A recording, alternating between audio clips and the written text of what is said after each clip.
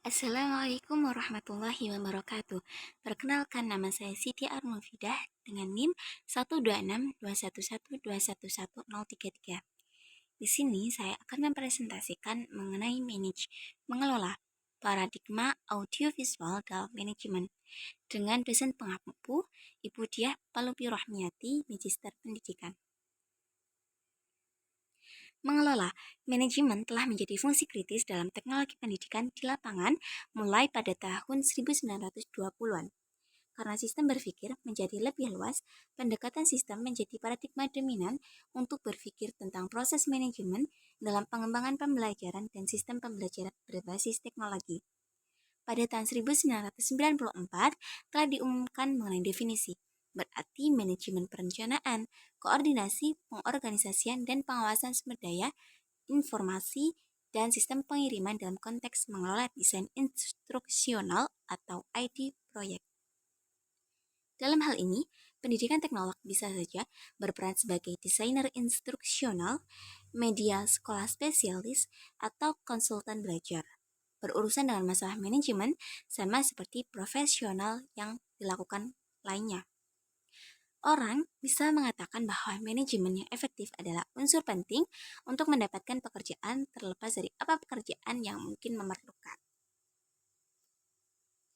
Paradigma mengelola audiovisual.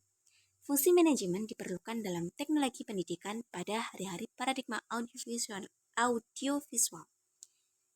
Dari munculnya instruksi bidang visual pada tahun 1920-an melalui perluasan bidang pendidikan audiovisual pada tahun 1970-an, profesional teknologi pendidikan bekerja terutama sebagai direksi atau koordinator dari lembaga pelayanan media. Dalam dunia pendidikan, media center melayani seluruh lembaga atau unit seperti sekolah, perguruan tinggi, baik di tingkat distrik maupun negara. Pekerjaan utama mereka adalah untuk mendapatkan bahan audiovisual dan peralatan, untuk menjaga koleksi, dan untuk membantu guru mengidentifikasi dan menggunakan bahan-bahan untuk meningkatkan pengajaran mereka. Pengarah pendidikan audiovisual.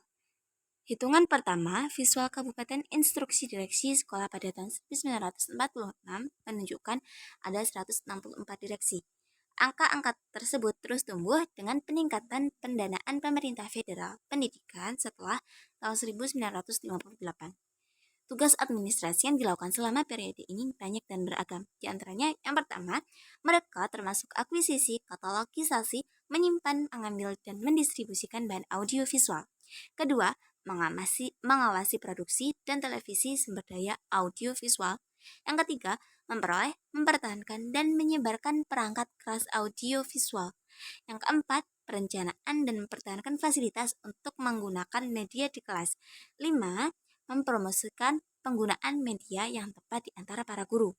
Yang keenam, penganggaran untuk operasi agen dan mengevaluasi jasa yang ditawarkan. Ada juga misi besar dalam awal perkembangan audiovisual ini, yaitu membawa perubahan untuk memodernisasi dan meningkatkan pengajaran dan pembelajaran. Konsultasi desain pembelajaran. Mulai akhir tahun 1970-an sampai tahun 1980-an terjadi pergeseran peran di lembaga pendidikan dari tugas-tugas administratif untuk peran konsultasi ID. Di kebanyakan organisasi, konsultan ID berevolusi keluar dari proses produksi bahan sebagai teknologi pendidikan menjadi lebih terlibat dengan teori pembelajaran serta berkolaborasi dengan instruktur untuk meningkatkan kualitas pembelajaran. Perubahan peran sangat didorong oleh gerakan instruksi yang diprogramkan dan dilanjutkan, dan perspektif konstruktivis kognitif datang ke depan. Integrasi audiovisual dan perpustakaan sekolah. Di sekolah, pada tahun 1970-an, pusat audiovisual dikonsolidasikan dengan perpustakaan sekolah, dan orang-orang dengan sertifikasi perpustakaan cenderung untuk mengambil alih sebagai spesialis media perpustakaan, mengidentifikasi fungsi utama sebagai managing personil, memilih, memperoleh, dan menyebarkan peralatan, memilih, memperoleh, katalogisasi, dan mendistribusikan bahan ajar, mempromosikan pusat layanan media, membangun hubungan klien dan yang konstruktif, dan melaksanakan semua fungsi dengan akuntabilitas, dipertahankan melalui mendapatkan dan menganalisa data mengenai biaya versus layanan yang diberikan. Diversifikasi terbaru. Melalui tahun 1990-an dan awal tahun 2000-an, demografi EICT terus untuk beralih dari manajemen pusat media pada tahun 2006, hanya 15% dari anggota EICT bekerja di posisi Director Media. Begitu juga pada tahun setelahnya semakin menurun. Media pembelajaran jasa tetap ada, akan tetapi mungkin dikelola oleh para profesional lainnya sehingga selain anggota EICT, dan mereka semakin dibayangi oleh layanan yang berfokus pada pengiriman berbasis komputer.